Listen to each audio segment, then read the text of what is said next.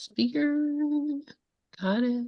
And Susan Michelle, this mic is all yours. Hi, this is Susan Michel. It is great to be here. As always, I am in Western Massachusetts, and it is the Friday before Easter.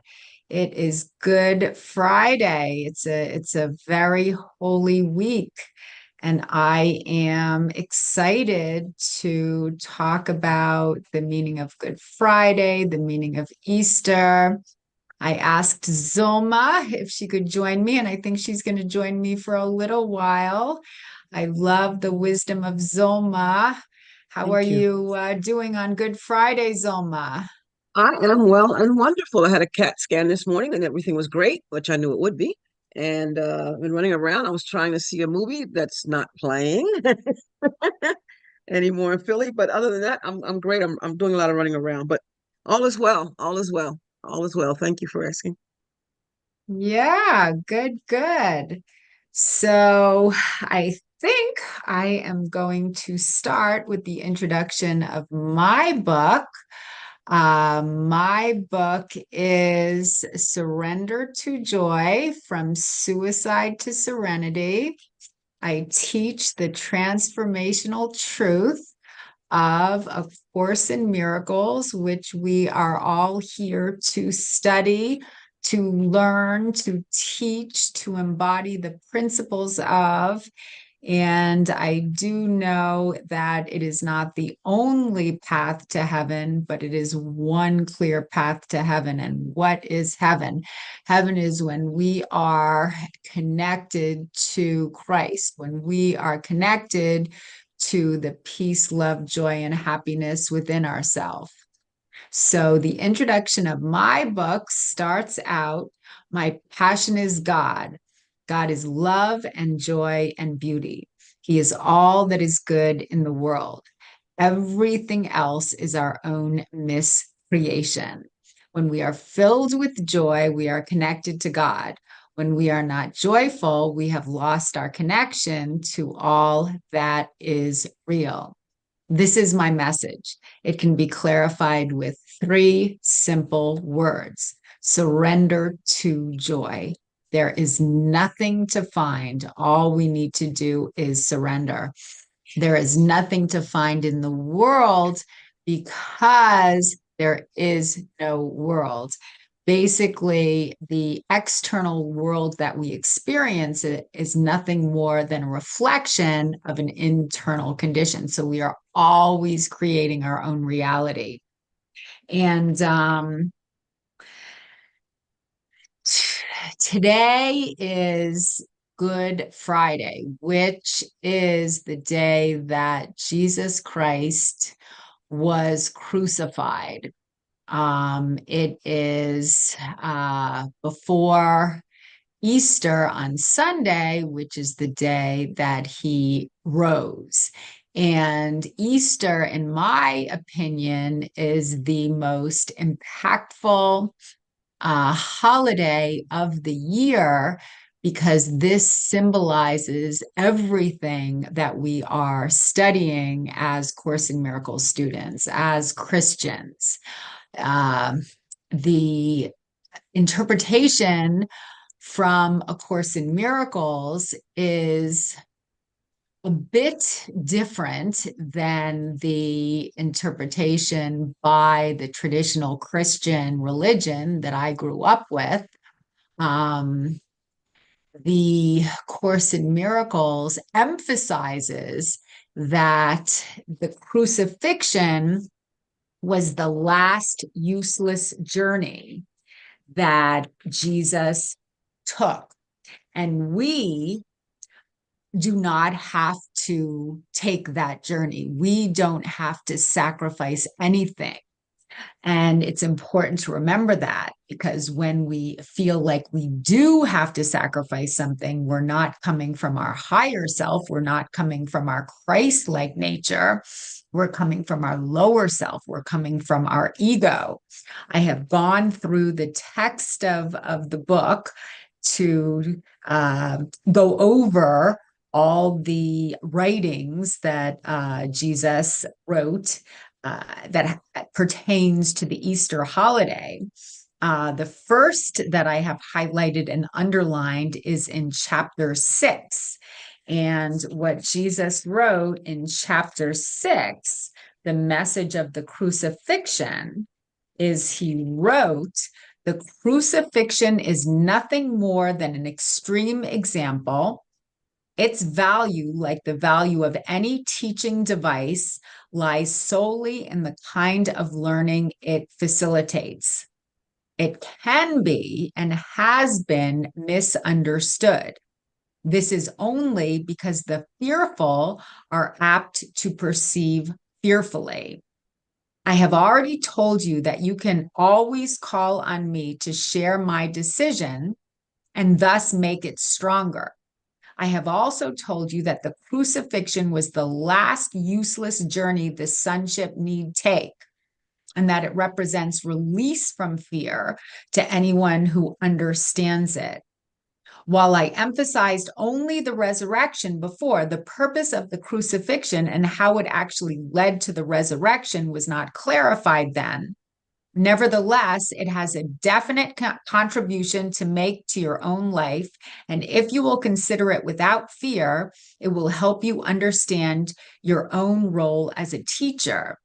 I do know that, again, when I was growing up in the Lutheran church, I would worship on Sundays to a symbol of a skinny man hanging from a cross with his head down, nails through his hands and feet, and blood gushing out of his rib cage.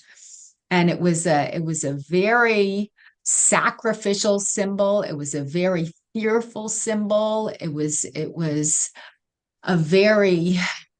symbol that provoked a lot of guilt in me, because based on what I was seeing and based on what I was told by the Lutheran pastor, is my sins were the cause of his extreme suffering. So if he had to go through all of that pain because I was sinful, it just provoked so much guilt. It made me feel so guilty. And this is the exact opposite of what Jesus wants us to remember about him. He wants us to remember that other people's vengeance, other people's projections had no power over him. He wants us to embody our innocence. The only way we can feel the peace, love, joy, and happiness of God, the only way we can feel the peace, love, joy, and happiness of our true self is by connecting with our innocence, not our guilt. Any thoughts, Soma? It's interesting that you say it made you feel guilty. It just put fear in me, because my thought was, well, wait a minute, he didn't do anything wrong. How come he got killed? That's the way I felt about it. I saw it that way, and it was fear for me, because I went to Catholic school for, well, supposed to be 9, but I actually went for 8 years, and I wasn't there barely a day in ninth grade till finally they figured it out and just put me out, and I was so grateful. But anyway, yeah, I was afraid, because if they'll kill him and he didn't do anything, what about me with my sins? I was a sinner, and I had to be. I always, was expecting God to come out from behind a door with a baseball bat. I'm serious. I really expected God to come out from behind a door, up high, top of the door, with a baseball bat to do me in. Um, and what's wonderful about the course is that it gives us, it lets us know, as I say, the crucifixion was only the key to get to the resurrection. It was the door. It was the door. The resurrection is what it was all about. Um, there was no reason, and the fact that in the Bible Jesus says that we are one in one another, and if he and the Father are one, and then and we're one in one another, then that means that I and the Father are one too. So where's the sin? Where's the guilt? Where is it? But yeah, I came up in fear because that's the way I was taught as well. And it's a huge shift in perception when you start applying what Course in Miracles teaches to your life as opposed to what the traditional Christian church teaches. I mean, there are a lot of commonalities between the two. Uh, as when I grew up, I mean, obviously God is love, and there was a lot of love that was taught to me, but there was also, I guess, this foundation of guilt that never made complete sense to me. And I do know, now being an avid Course in Miracles student for so many years, and intellectually, I know the concepts pretty well. I continue to listen to them, but I guess intellectually I know them pretty well. But when I can truly, again, own my innocence, embody my innocence, then I feel empowered. I mean, today's lesson is very powerful as well. Lesson 89 states, I am entitled to miracles. It's a review of lesson 77. And it's also a review of lesson 78. Let miracles replace all grievances. And the reason that I am entitled to miracles is because I am under no laws but God's. Anything that comes from love is a miracle. So when I can release my fear, when I can release my guilt, when I can release my littleness, when I can release everything I'm not, then I just naturally step into the truth of who I am, and I become a conduit for God's divine love. Let miracles replace all grievances. So anytime that I'm holding anything against my brother, I'm blocking God's miracles from coming through me, and I've been focusing on that today. I've been focusing on releasing guilt that I've projected onto my brothers. I have this one friend of mine who is a trigger for a lot of my unhealed pain. And when I meditated on today's lesson, I just really focused on sending her love, because when I see her as guilty, I feel the guilt within myself. There's something else that happened in my place of employment, one of the places that I work at, where I feel like someone said something to me that was disrespectful. I don't even have to go into what it is, but I had a lot of I guess, just anger that this disrespectful statement was said. And again, it's just so important for me to let go of that, because when I'm hanging on to condemnation, when I'm hanging on to judgment, I mean, today I was listening to Course in Miracles, and what was said in the part that I was listening to is judgment and vision cannot coexist.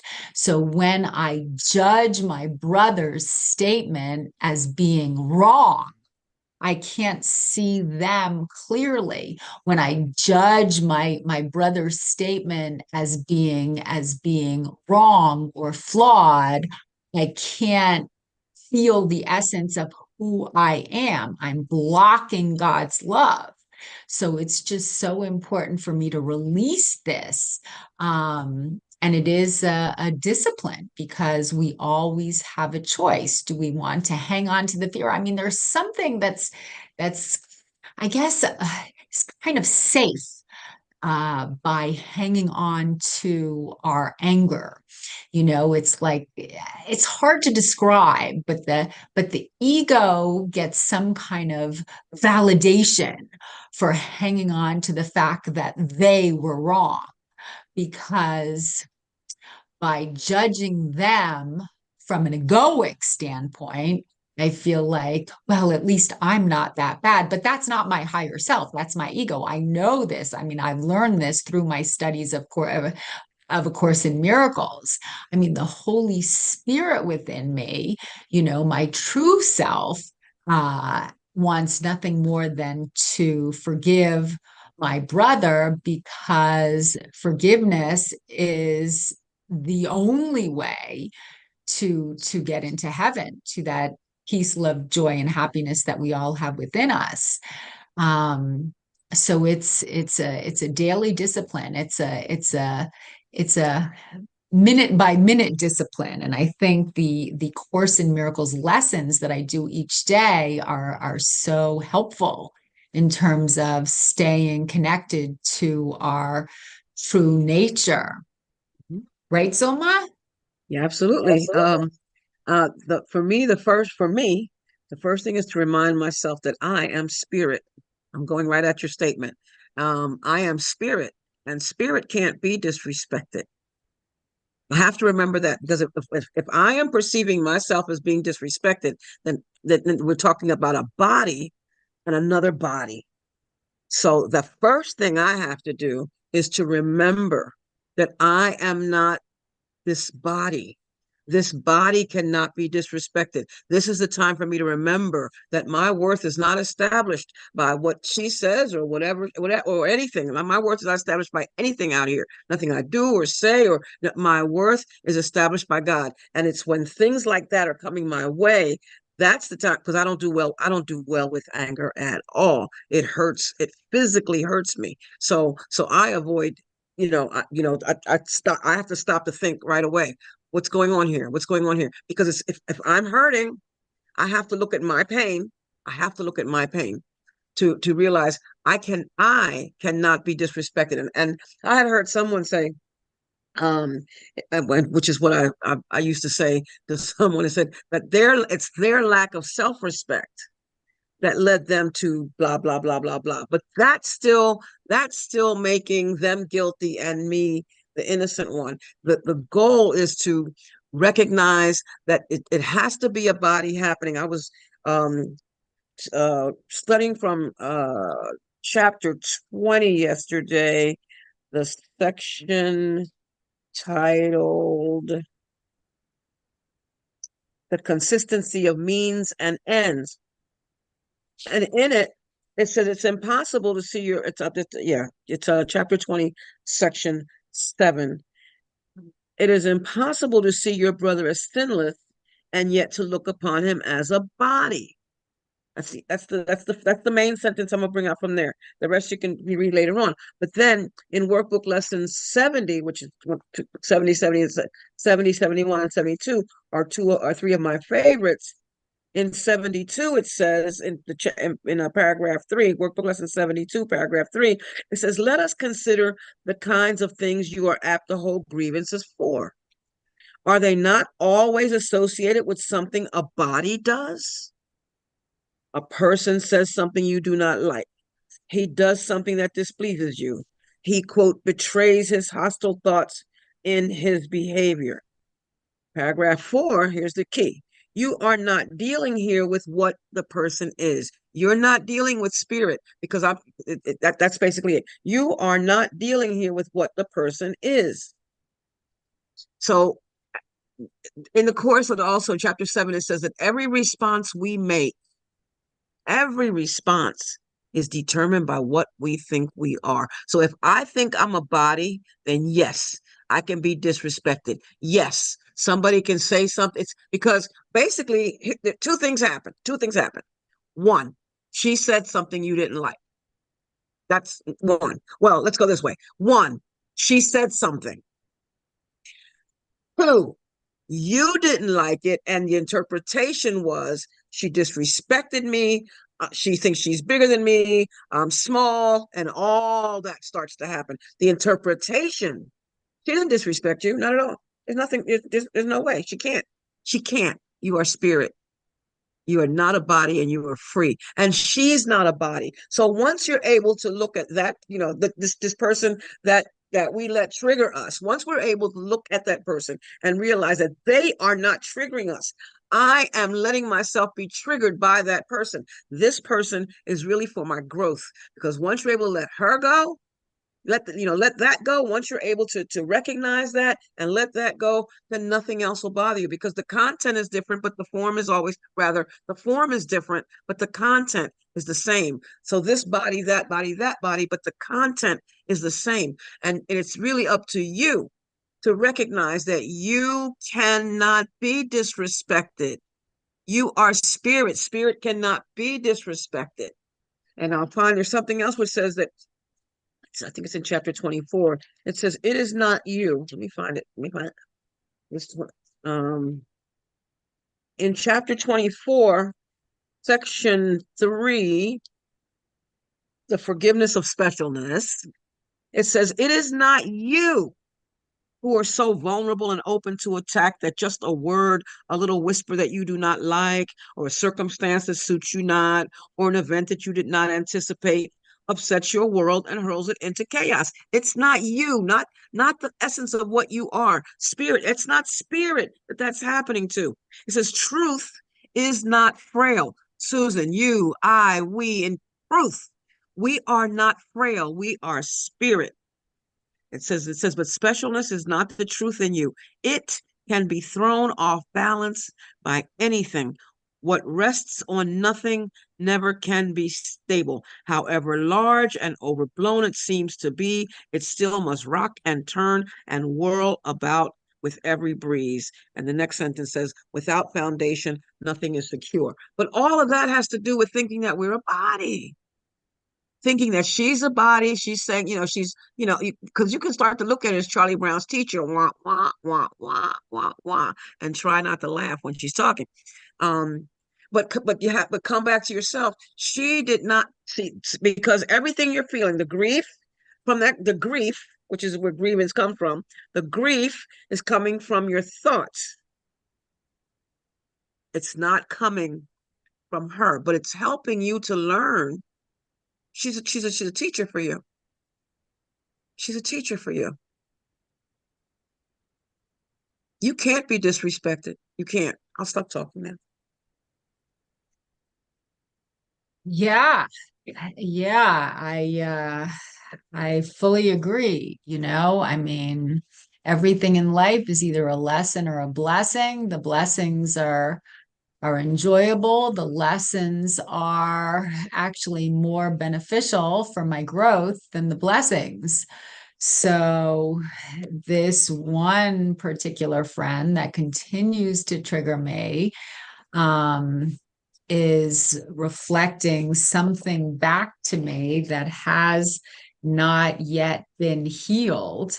In my book, I actually was reading my book yesterday, and there's a lot of insightful information in here. I write about, Susan, yep. John had his hand up. Oh, good. Thank you for telling me. John, did you want to share?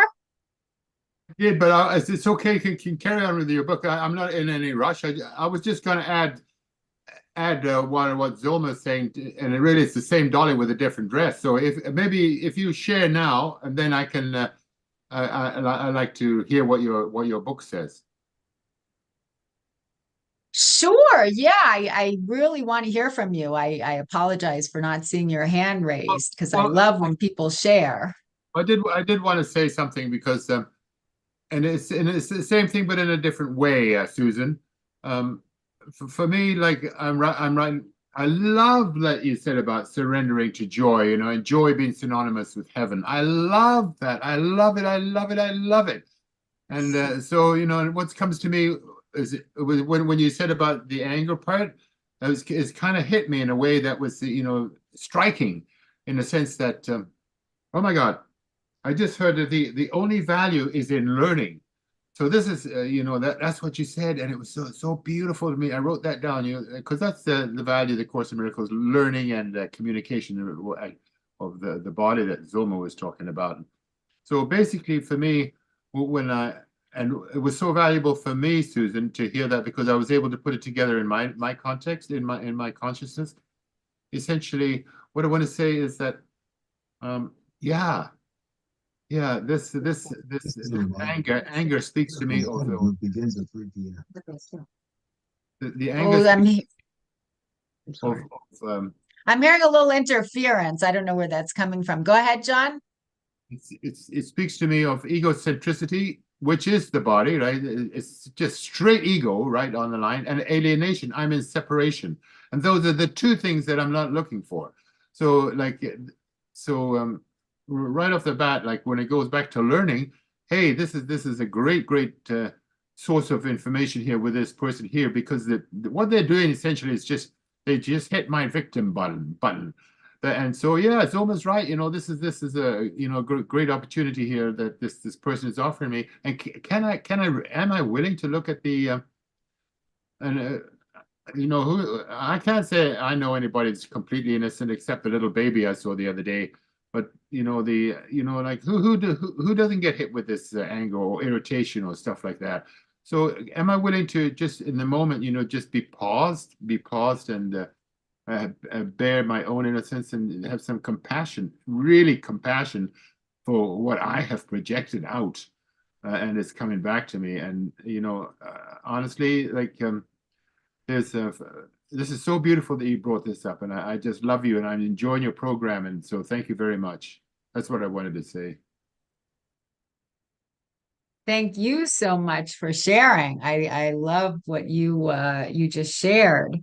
Um, I was going to go to a little section in my book about triggers, but now you brought up how we're always creating our own world is what came to mind when you were speaking. And I have this brilliant paragraph that I found before my talk today in chapter 21, Reason and Perception.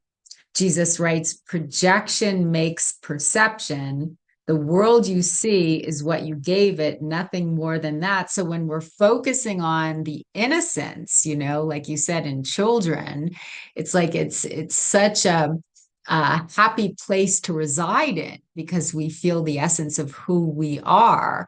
I was leaving the gym, and there was this little 3-year-old girl that was just running into the gym. I think I've seen her 3 mornings in a row right now. I wonder what that means, because I'm always leaving at the same time as her mother and her are coming in, and she's running and she's laughing and she has these braids in her hair, and it's just like the most beautiful thing. And I always wave to her, and she waves back, and just to be so innocent and so free, and for me to, I guess, align myself with that energy, it's a very beautiful, positive thing. It's reflecting back to me the innocence within me. It's reflecting back to me the innocence that is always available to me when I can tap into it.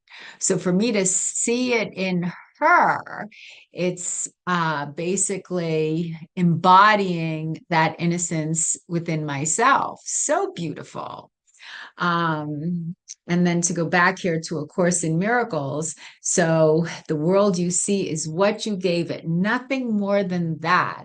We're always creating our own experiences by what we choose to focus on. But though it is no more than that, it is not less. Therefore, to you, it is important. It is the witness to your state of mind, the outside picture of an inward condition. As a man thinketh, so does he perceive. Therefore, seek not to change the world. but choose to change your mind about the world. I mean, we can turn on the news and we can see all the bickering that's going back and forth between the Republicans and the Democrats, and Trump is you look on CNN, Trump is the devil.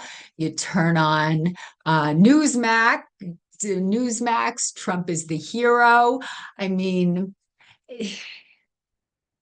it's not about Trump, it's not about the division. It's not focusing on the fear in the world. I can't change what's going on in the world. I can't change, politics. I can't, change the war and what's happening in Israel. But what I can do is I can change my mind and focus on love. That's the only way to raise my own vibration to a higher level. I get that connection in my morning meditation when I'm focusing on love, when I'm focusing on the Course in Miracles lesson of the day. As a man thinketh, so does he perceive. Therefore, seek not to change the world, but choose to change your mind about the world. Perception is a result and not a cause. And that is why order of difficulty in miracles is meaningless. Miracles are anything that come from love. The thing that's the most important thing about miracles is the source. And the source is the power of unconditional love. That's why there is no order of difficulties in miracles, because anything that comes from unconditional love is a miracle.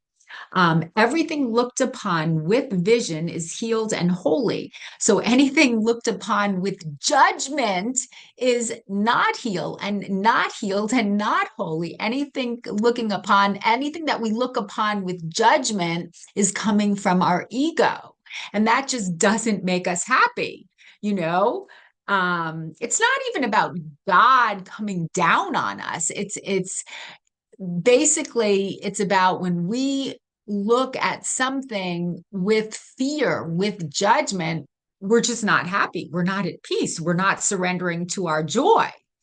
So I mean, true miracles are selfless and selfish at the same time. They're selfish because they bring joy to our mind. They're selfless because this is the only way we can become a conduit and extend God's love to the world. This is the only way that we can become a miracle worker, is by surrendering to our joy, releasing our fear. Everything looked upon with vision is healed and holy. Nothing perceived without it means anything. And where there is no meaning, there is chaos. So, I really think that the truth is very simple.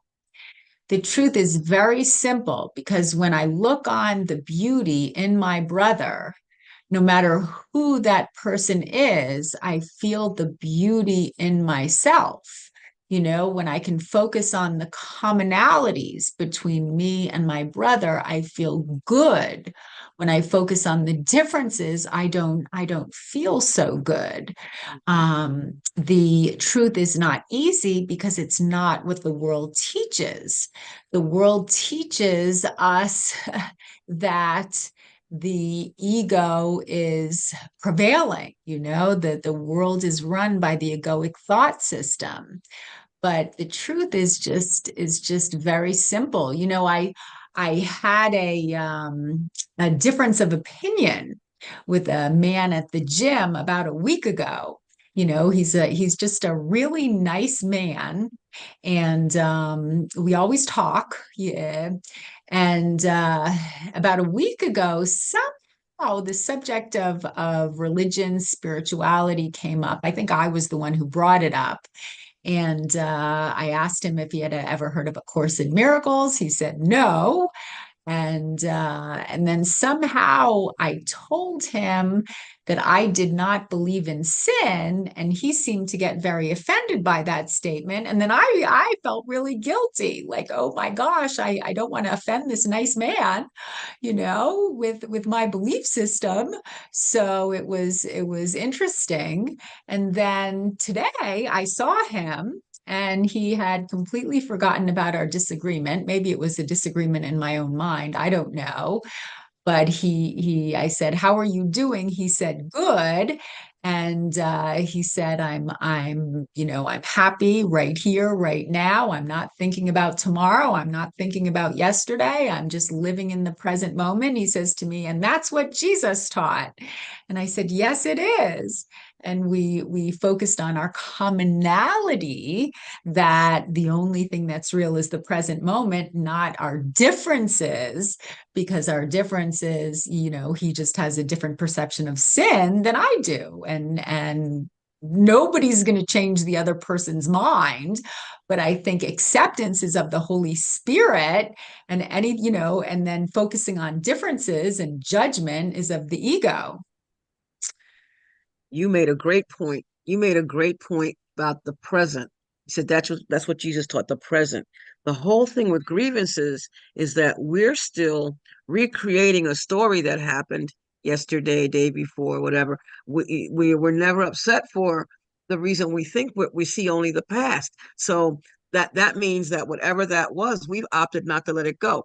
Every week when I do my live presentation, I remind us that this is a course in mind training. It's a course in mind training. I'm training my mind. Um, and training my mind to see now. You said acceptance. That really is the key. I don't even have to like it, but I can accept it. I accept that this thing happened. I accept that it happened in the past, and that I am looking at the fact that I am holding on to this thing, whatever it is, and my way out of it. We go into the undoing and just start like peeling it apart, like taking a crochet, yarn apart when somebody made got a stitch that was wrong and they had to pull it apart and pull it apart, the undoing, the undoing, the undoing. Because unless I look at that and bring myself to the now, just now, and in acceptance, all that other stuff is out the window. It says mistakes are for correction, nothing more. So if I'm choosing to hold a grievance, if I'm choosing to be I am choosing to be in grief. That's really what that is. I am choosing to be in grief.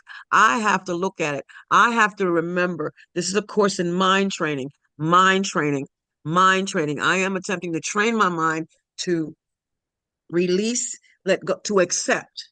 Once I decide to accept, I can let go of the rest. And that's the way I heard it. If you can't accept it, then just let it go. Either way, you're going to let it go. That's what forgiveness is. Just let it go, releasing it. But that about acceptance and the now. Those two absolutely go together, because this is the only moment that is. This is it. Right here. This is it. Anything before is gone. And the course asks, how can you not let go of what's already gone? That's where our grievances come in. We hold on to we think we're holding on to what's already gone. There's the grudge. And the grudge is, I say, let me see it. You say you're holding a grudge? You're holding a grudge? Here you go. Let me see it. Can you show it to me? Show me the grudge. And you can't, because it's not there. I'm complete. Yeah. Yeah. I know for myself, it is really easy to hold on to perceived wrongdoings from the past. And A Course in Miracles is telling us that the only thing we need to do to release that is not to psychoanalyze the past, but we need to just stay fully present in the moment and focus on the truth, focus on the light. We don't need to psychoanalyze the darkness.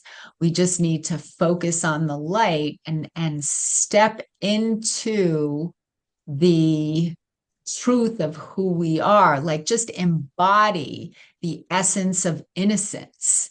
I love that visual that I shared about this little girl that was running into the gym laughing, because that is the essence of who we all are.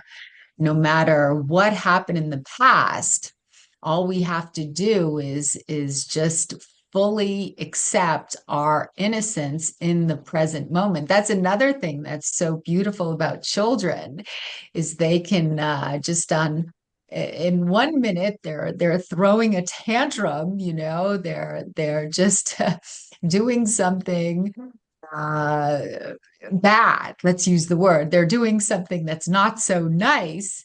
And then the next instant, they just completely forget about it.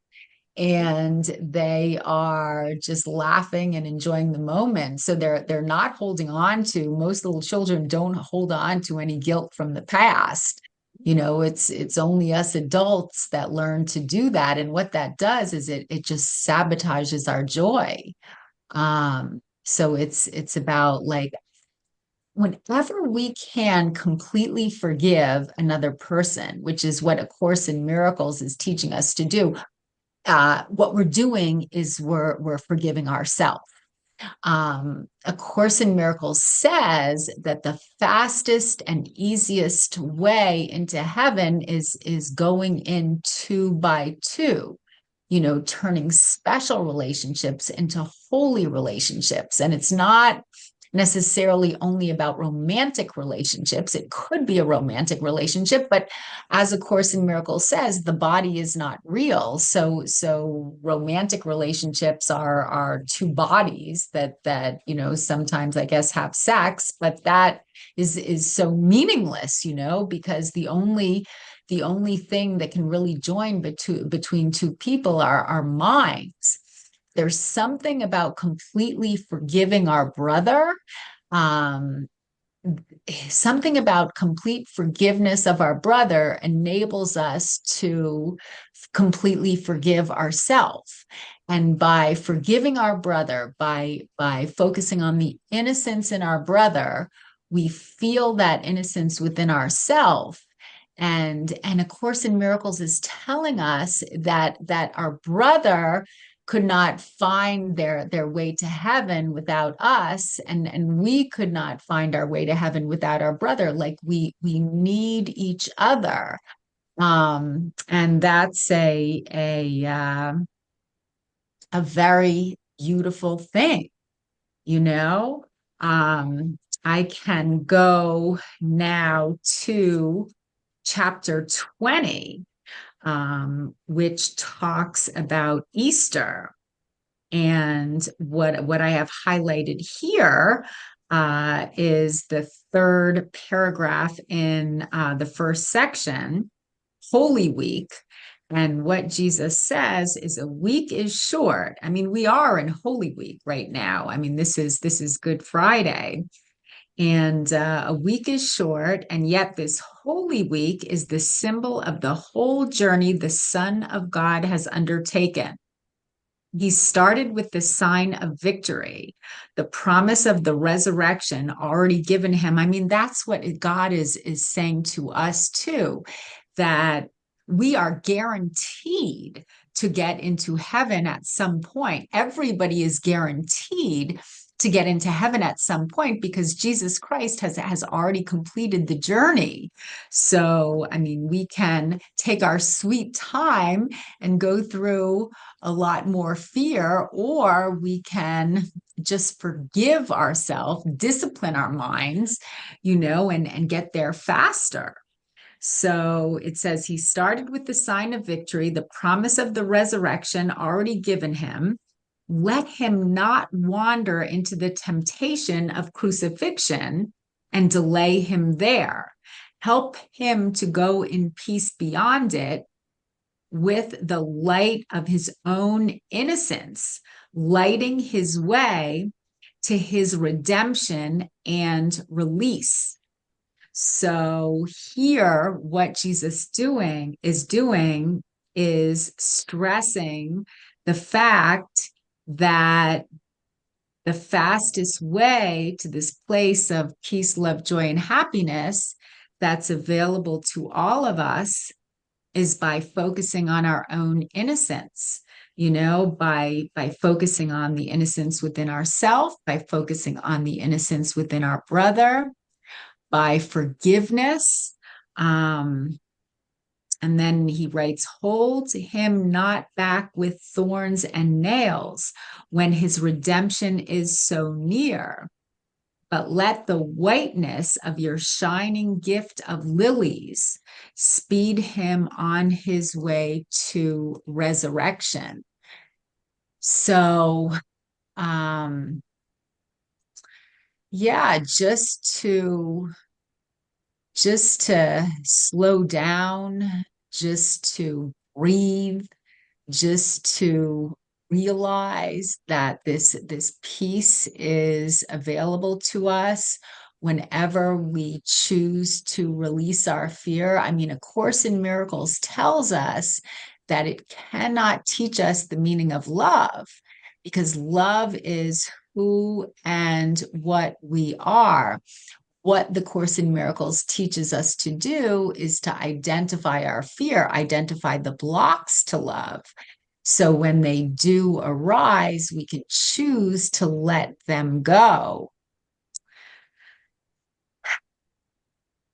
I always talk about how important it is to like own the pain, step into the pain. So when the triggers come up, it's we can do our best to forgive, we can do our best to love, we can do our best to see through the fear. There's something that's also important, which is, in my mind, like owning the pain, identifying it, owning it, but only so we can release it and let it go. Any thoughts, Soma or John? I'd like to comment and thank you for asking and thank you for sharing. I love what you're sharing here today, Susan. The way it's coming out of you is so beautiful, and thank you for that. A couple of things, if you're open to some feedback that came to me around about what's going on, and it's just what you're bringing up is just my stuff. You understand that, of course. And all feedback I'm giving you is about me, and it's not about you. But you're alerting to me and reminding me that there's so many billion people on the planet, and they've all got a different map of the world. And so whatever, and I need to respect that, that whatever they've got going for themselves. So if anything does come to me, and I honestly, the thing I love about you is your sensitivity. You're such a sensitive soul, Susan. I hear it in almost every word. And I get it, the same with me. I used to walk on eggshells, and not so, I still do, but not so much, But the way that you respond to some of these things just reminds me, there's so much learning to occur if I ask the question. If I'm willing to ask you share me what you think about this, rather than me telling them what I think, because I know right off the bat I'm going to step on a landmine pretty much. Once they start even mention Course in Miracles stuff or anything like that, or just to hear from them, but simply because, and it's kind of greed in a way, because I want to learn what they got that I don't know, that that's going to add to my repertoire. And I can even with that information, like it'll help me with whatever I'm got to say, because I can use what they think already. But if I don't know it, I just don't know it. And whether that's about the man about the sin or the other lady who pissed you off, she's got very valuable information for you if you'll just find out, where's this coming from? Tell me more about it. Please say more. I need to know. I need to know more about this, because I'm blind as a freaking bat. And I don't know I just need to know, what's missing in my map of the world. And I'm so grateful for this. So, but that's basically the thing that I'm coming up with, that my identification with you in so many ways. And I love your sensitivity. You're such a beautiful soul. And I'm loving your lesson today. It's so many things. And the other thing that I just wanted to say that, like joy into heaven, is synonymous for us. And I'm not going anywhere into joy. I'm not going into heaven with carrying a baggage of any anger or some just unforgiven things.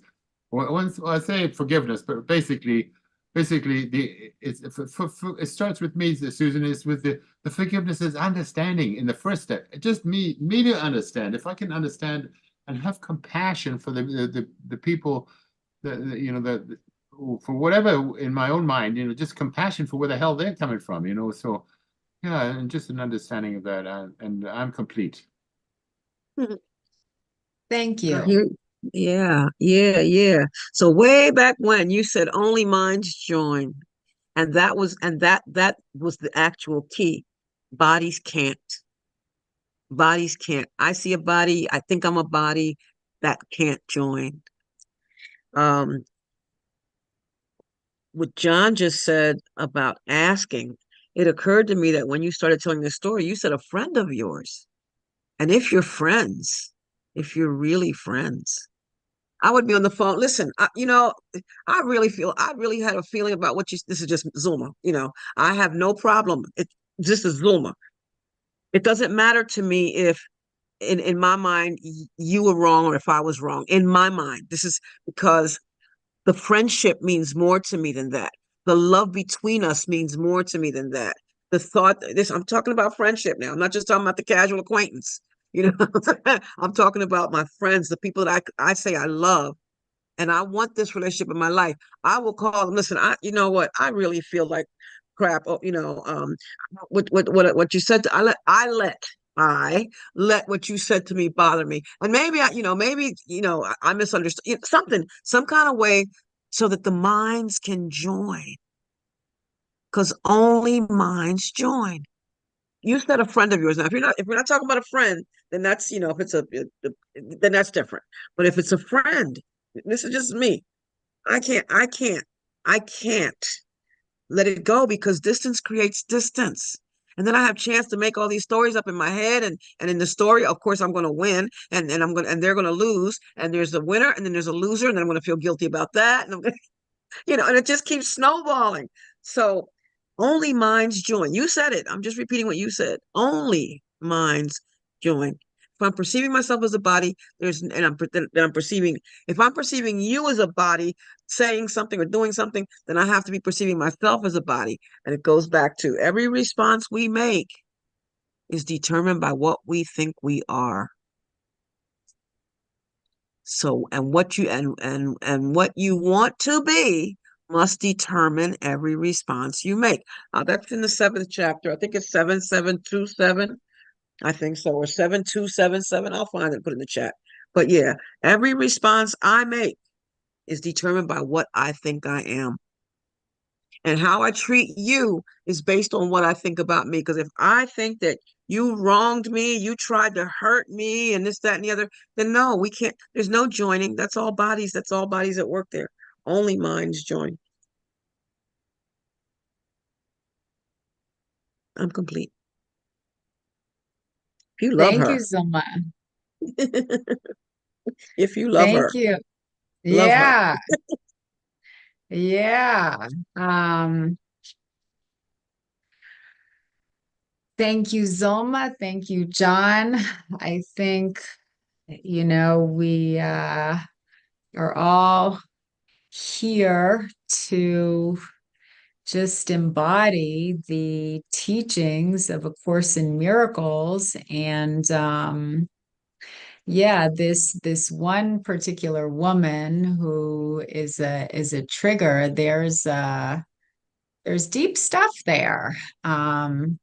Because it's not just the one thing that happened a couple weeks ago. It's kind of a 10-year pattern that I have done my best to communicate with her on numerous occasions. So I pray about it. I'm planning on calling her on Easter, and I'm planning on just doing my best to forgive her. And she is definitely a teacher for me. I know that she's a teacher for me. I think there are core issues, certain character traits, I think, that are similar to uh, my father, I think. And my father passed a couple of years ago. I love him very much. So it is a blessing that these triggers, these unhealed pain points, continue to surface for healing purposes. Um, you know, there is I have so many writings here in my book, in A Course in Miracles. This is from Michael Singer, The Untethered Soul. I have this in my book. I just found it yesterday when I was reading my book, Surrender to Joy. Michael Singer, and this is a part in my book about healing the triggers. And Michael Singer writes, sometimes you will go through deep experiences that bring up intense pain inside of you. If it is in there, it is going to come up. If you have any wisdom, you will leave it alone and not try to change your life to avoid it. You will just relax and give it the space it needs to release and burn through you. You do not want this stuff inside your heart to feel great love and freedom, to feel the presence of God within you. All of this stored pain must go. Now, is that A Course in Miracles? I don't know. I believe it is, though. I believe that there's something about like releasing, just being with the darkness and allowing it to release itself. So I think that is part of the lesson that this one particular friend was put in my life to teach me, just to feel the pain, not blame her, not blame me, not blame my father, but just release it, give it to God, and forgive. And to get to the other side is just so empowering. There's so much joy on the other side of the pain. I know that fact very well. So on that note, it is 2 o'clock, and thank you, Zulma. Thank you, John. I'm so happy that you were here with me. And Thank you. I Thank I you. want, Can I just say one final thing, if I may, on what you please. said? Because, well, you know what? It's about that shadow stuff. You don't have to go poking around in there. You can if you want to. That's one way. But the other thing, well, you're already on a powerful journey. Just celebrating your joy, writing about your joy, focusing on that, Yes. because that's Yes. override. That will override that program in the ultimate. So you're right on that. You can't do the wrong thing here. And I love you, Susan. I love you for your story, and I love you for your hour I spent with you. And thank you so much. I'm so honored. Yes. Yes. Yes. What he said. Yes. Love you, love you, love you. Yes. Thank you. And I love you both too very much. Thank you for being here with me today. Nothing real can be threatened. Nothing unreal exists. Herein lies the peace of God. The only thing that's real is the love. And thank God for that. Happy Easter. Thank Happy Good Friday. Happy Easter. And I will now return the microphone to Lynn. Thank you. Thank you. Thank you so much, Susan Michelle, and thank you, John, and thank you, Zilma. It's been wonderful, and I'm so grateful. Have a wonderful Easter, and we will see you Monday, right? You'll be here Yes. Okay, good. Yes.